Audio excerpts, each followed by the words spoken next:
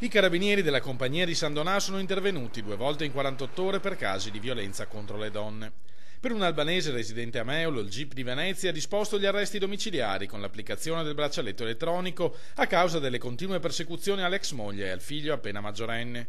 Un incubo durato anni fino all'ultimo grave episodio di qualche giorno prima, quando la donna era finita in ospedale a causa delle selvagge percosse subite. Tutti episodi documentati nel tempo dai carabinieri della stazione di Meolo che hanno eseguito il provvedimento. I militari si sono presentati il giorno successivo alla porta di un italiano residente a Fossalta per prelevarlo e portarlo nel carcere veneziano di Santa Maria Maggiore. La decisione del giudice, dopo un ammonimento del questore di Venezia, è ignorato dal violento, che era già stato in prigione per lo stesso motivo. Una volta uscito ha continuato imperterrito a molestare l'ex compagna. Da settimane la donna viveva nel terrore, convinta che le quotidiane minacce alla sua vita si sarebbero prima o poi trasformate in fatti.